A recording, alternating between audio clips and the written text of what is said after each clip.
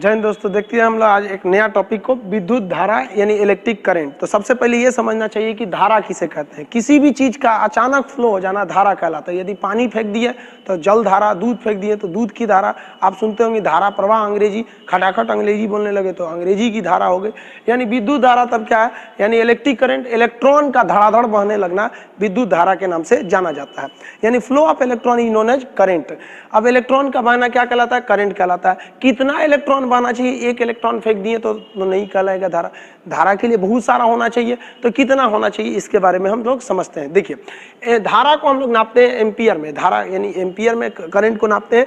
एक एम्पियर जो होता है वो कितना होता है, 625 पे 0 ऐसे लिख दीजिएगा और इस पे 15 तो 0 ऐसे लगा दीजिएगा।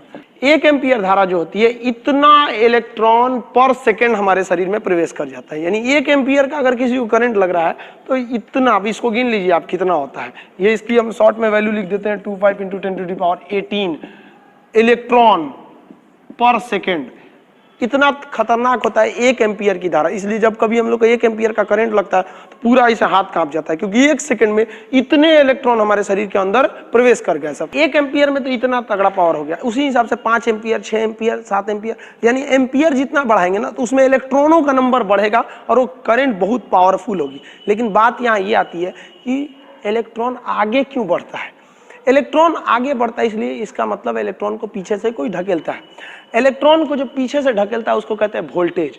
अगर 12 वोल्ट रहेगा तो धीरे धीरे जाएगा, और 220 वोल्ट रहेगा तो मारेगा एकदम भयानक। इसलिए बोलते हैं ना, लगे 440 वोल्ट छूने से तेरे, यानी एकदम जबरदस्त झटका लगता है छूने से। अब किसको छूने से आप समझिए अपने से। तो 440 वोल्ट का मतलब क्या होगा, करंट को आगे ढकेलने वाले को कहते हैं वोल्टेज, और करंट को रोकने वाले को बोलते हैं रेसिस्टेंट यानी प्रतिरोध।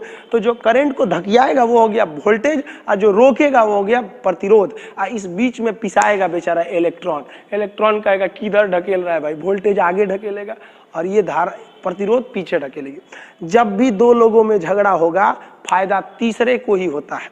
2 चक्की पिसती है, बीच में बेचारा गेहूं बर्बाद हो जाता है। तो जब भी 2 लोग में फायदा होगा तो तीसरा उसमें मजा ले लेता है। तो समझते हैं यहाँ तो झगड़ा हो गया, 2 लोगों में, एक इधर से आ रहा है वोल्टेज और एक इधर से रोक रहा है उसको प्रतिरोध। अब बीच में पिस गया इलेक्ट्रॉन। अब समझते हैं इसमें क्या होगा। अब देखते होंगे गांव में 2-3 आदमी झगड़ा करते होंगे तो कई अलग अलग स्टाइल से झगड़ा करते हो। कोई फाइट से मारता होगा, कोई ईंटा चलाने लगता होगा, कोई बाल नोचने लगता होगा, कोई गाली देने लगता होगा। यानी सबके झगड़ा करने का तरीका अलग अलग है। उसी तरह से वोल्टेज जब इलेक्ट्रॉन को ढकेलता है तो उधर से प्रतिरोध रोकता है, जिस वजह से झगड़ा हो जाता है। अब सबका झगड़ा करने का स्टाइल अलग अलग है। अब जैसे टंगस्टन को ही ले लेते हैं। जो टंगस्टन होता है, टंगस्टन, ये कैसे झगड़ा करता है, जब इसके ऊपर से करंट गुजारा जाता है तो एकदम गुस्सा से लाल हो जाता है, एकदम टंगस्टन लाल एकदम चमकने लगता है। तो आदमी कहता है बहुत अच्छा, तुमको इसका मतलब जैसे करंट देंगे तुमको गुस्सा आएगा, तुम लाल हो जाएगा। तुम्हारा एक काम करते हैं, बिजली के बल्ब में डाल देते हैं। इसलिए बिजली के विद्युत बल्ब में जो फिलामेंट होता है वो टंगस्टन का होता है।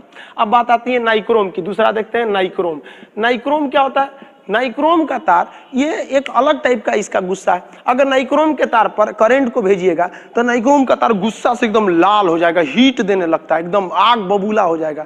इसलिए जब कभी भी गर्मी की जरूरत होती है तो हम लोग नाइक्रोम का यूज कर देते हैं। जैसे हीटर में, प्रेस में, तो बाबू झगड़ा कर, वोल्टेज से झगड़ा कर कि फायदा दूसरे को होगा। थोड़ा वोल्टेज कम रहेगा तो बल्ब वही से जलता है, झगड़े नहीं हो रहा है तो मजा किसको आएगा। तो ये हो गया नाइक्रोम का तार हो गया। अब जैसे आप ले लेते हैं कॉपर का तार, कॉपर यानी Cu, कॉपर का तार ले लेते हैं। कॉपर की खासियत क्या होती है, अगर इस पे से करंट ले जाइएगा तो इसमें भी प्रतिरोध है, ये भी झगड़ा करेगा विभव से, वोल्टेज से, कि नहीं जाने देंगे, वोल्टेज कहता है जाएंगे। अब दोनों में झगड़ा हुआ, टंगस्टन का झगड़ा हुआ तो टंगस्टन चमकने लगा, नाइक्रोम का झगड़ा हुआ गर्म हो गया, लाल हो गया। इसका झगड़ा होगा तो लगेगा नाचने, ऐसे गोल गोल नाचने एकदम गुस्सा से। इसलिए आदमी इसको पंखा में लगा देता है, ले आओ कॉइल, नाचो हमको फायदा होगा। यानी झगड़ा हुआ, इधर से आया वोल्टेज, इधर से आया प्रतिरोध, इसमें हम लोग का काम हो गया। अगर प्रतिरोध नहीं होगा तो काम नहीं होगा, इसलिए प्रतिरोध का होना भी जरूरी है। इसके बारे में हम लोग डिटेल से समझेंगे प्रतिरोध चैप्टर जब पढ़ेंगे तब। अब हम समझते हैं धारा के बारे में। धारा भी 2 तरह की होती है, एसी डीसी। अब हम एसी डीसी के बारे में अलग से एक वीडियो लाएंगे जो एसी और डीसी के बारे में बताएगा। अभी हम लोग समझते हैं न्यूट्रल क्या होता है, फेज क्या होता है, अर्थिंग क्या होता है। अभी तो हम लोग धारा समझ गए। अब हम आपसे क्वेश्चन पूछते हैं, वोल्टेज जरूरी है या इलेक्ट्रॉन का होना जरूरी है? जरूरी तो दोनों है। अब इलेक्ट्रॉन ही नहीं रहेगा, किसको ढकेलेगा ये वोल्टेज? चाहे 50 है, अब इलेक्ट्रॉन ही नहीं रहेगा तो वोल्टेज ढकेलेगा किसको? और अगर इलेक्ट्रॉन खूब ज्यादा रहे, 10 एम्पियर का करंट रहे और वोल्टेज ही नहीं रहे तो आगे जाएगा कैसे जाएगा? यानी करंट को धकियाएगा वोल्टेज, रोकेगा प्रतिरोध, बीच में है बेचारा इलेक्ट्रॉन। आगे समझते हैं हम लोग फेज न्यूट्रल क्या होता है, चलिए समझते हैं। देखिए फेज और न्यूट्रल किसे कहा जाता है, पहले तो हम लोग इसमें शब्दों पे चले जाते हैं। फेज तार को हम लोग लाइव वायर कहते हैं, जिंदा तार कहते हैं या फिर गर्म तार के नाम से जानते हैं। न्यूट्रल वायर को हम काले रंग का दिखा देते हैं, इसको हम लोग ठंडा तार के नाम से जानते हैं। फेज और न्यूट्रल होता क्या है समझिए। करंट की एक खासियत है कि अगर करंट जाएगा इधर से और अगर इसको लौटने का रास्ता नहीं मिला ना तो उधर झगड़ा नहीं करेगा, उधर कोई काम नहीं कर सकता है अगर करंट को लौटने का रास्ता नहीं मिला तो। यानी करंट को जाना भी जरूरी है। मान लीजिए ये कोई वर्किंग डिवाइस है या कोई इलेक्ट्रिक डिवाइस है, मान लीजिए ये कोई फ्रिज है या कुछ भी है जो इलेक्ट्रिक पे चलती है, तो अगर करंट जा रहा है और करंट को वापस लौटने का रास्ता नहीं है तो करंट कोई काम नहीं करेगा। यानी जाने वाले करंट को हम बोलते हैं फेज और आने वाले करंट को हम बोलते हैं न्यूट्रल। अब आप ऐसे समझिए, दोनों जरूरी है। मान लीजिए हम ऐसे सांस ले रहे हैं तो ये फेज है, छोड़ रहे हैं ये न्यूट्रल है। अब कभी केवल फेज कैसे हो सकता है? केवल ऐसे सांस थोड़ी लेंगे, मर ही जाएंगे हम, तो कोई काम थोड़ी कर पाएंगे केवल अगर फेज ही हो जाए। यानी आप ऐसे समझिए, चोर जब चोरी करने जाता है ना तो घुसता है, तो घुसने के बाद वो चोरी नहीं करता है, पहले वो सोचता है कि हम यहाँ से निकलेंगे कैसे, निकलने का रास्ता देखता है। और अगर निकलने का रास्ता नहीं है तो वो चोरी नहीं करता है, जानता है कि अगर पकड़े भी गए तो कह देंगे भैया गलती से आ गए थे। इसलिए सबसे पहला चाहिए उसको निकलने का रास्ता। तो करंट के जाने वाले रास्ते को कहते हैं फेज और आने वाले को कहते हैं न्यूट्रल। इसलिए कभी भी करंट में देखेंगे तो दो ठो सप्लाई दी जाती है तार की, एक फेज और एक न्यूट्रल के लिए। एक से करंट जाता है, एक से करंट आता है। केवल फेज रहेगा तो करंट कुछ नहीं कर सकता है। इसलिए आप देखते होंगे बिजली के तार पर कभी कभी कौवा या पक्षी आराम से इसे बैठ जाते हैं, कुछ नहीं होता है इन पक्षियों को, यहाँ पर कुछ भी नहीं होता है। क्यों नहीं होता है? क्योंकि ये तो बैठा है फेज वाले पे, फेज में केवल करंट जा रहा है, इसमें आने का रास्ता नहीं है, तो करंट इनको कुछ नहीं करेगा। कौवा को कुछ भी नहीं होता है बिजली के खंभे पर, लेकिन कभी गलती से कौवा इस पर इधर उधर चक्कर पकड़ किया और इसका ये पंख नीचे वाले न्यूट्रल पे टच किया कि इस पे तो करंट गया था, लौटने का रास्ता मिल गया, मारेगा कौवा को, तुरंत मर जाएगा। तो कभी कभी पोल पे कौवा मर भी जाता है। तो हमको समझ में आ गया आप लोग को कि जिससे करंट जाएगा उसे कहते हैं फेज, आएगा उसे कहते हैं न्यूट्रल। देखिए फेज के लिए लाल रंग का तार दिया जाता है शायद, ताकि आपको अच्छे से समझ में आए। न्यूट्रल के लिए कोई लोग नीला दे देते हैं, पीला दे देते हैं, काला दे देते हैं। न्यूट्रल के लिए ज्यादातर काला ही दिया जाता है, जबकि फेज के लिए लाल दिया जाता है, ताकि बिजली मिस्त्री को समझने में किसी भी प्रकार की परेशानी नहीं आए। तो फेज हो गया, न्यूट्रल हो गया। अब हम समझते हैं कि अर्थिंग क्या चीज होता है। अर्थिंग वायर के बारे में हम लोग डिटेल से समझते हैं। अर्थिंग वायर हमेशा ग्रीन कलर का होता है और इसे किसी भी प्लग सॉकेट में सबसे ऊपर दिया जाता है और ये सबसे मोटा और सबसे बड़ा होता है। क्यों होता है समझिए, इसमें से फेज जा रहा है, लौट के आ रहा है न्यूट्रल। अगर गलती से फेज और न्यूट्रल के बीच में कहीं पर कहीं लीकेज या कटा पीटा हो जाए, मशीन थोड़ा कट जाए, तो फेज का रास्ता यहाँ से भी टच कर सकता है, फेज यहाँ से भी टच कर सकता है और हम इस मशीन को छुएंगे तो हम बन जाएंगे न्यूट्रल, क्योंकि फेज आया है इस मशीन में और फेज यहाँ से जा रहा है न्यूट्रल से, किंतु यहाँ पे क्या है, लीकेज है। इसलिए जब हम कभी इस मशीन को टच करेंगे तो करंट मार देगा। कभी कभी किसी मशीन को छूने पे करंट मार देता है।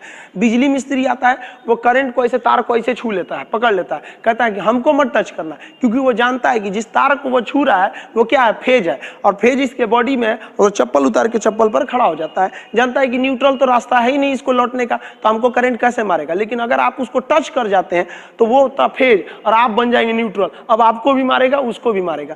सेम कंडीशन यहाँ पे भी होता है। क्या होता है कि मान लीजिए यहाँ से फेज गया और ये रास्ते से लौट रहा था, यानी ये न्यूट्रल था, लेकिन यहाँ कहीं लीकेज के कारण ये बॉडी से टच हो गया, ये मशीन यानी फ्रिज है। तो अब क्या होगा, अगर हम फ्रिज को ऐसे टच करेंगे तो इसमें फेज पहले से था, अब हमको टच किया था, फेज आ गया हमारे शरीर में और जूते के रास्ते, पैर के रास्ते वो जमीन में चला गया, यानी वो न्यूट्रल हो गया, हमको भी मार देगा। तो एक काम किया जाता है घरों में, जहाँ से सप्लाई जाती है इसमें से एक तार को निकाल के जमीन के अंदर भेज दिया जाता है।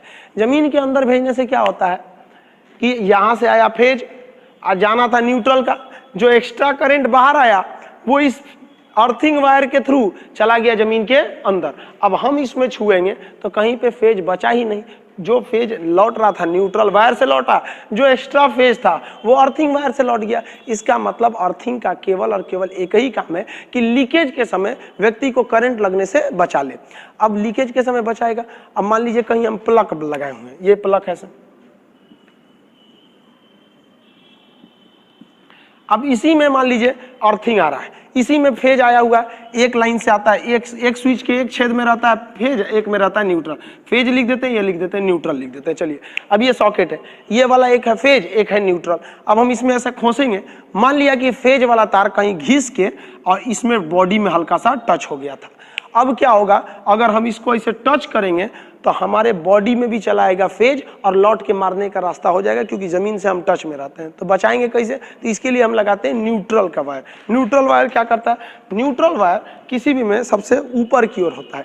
न्यूट्रल वायर, ये वायर है आपका न्यूट्रल वायर, ये ऊपर वाला बड़ा होता है, साइज में सबसे बड़ा होता है और लंबाई में भी सबसे ज्यादा लंबा होता है, मोटा भी होता है।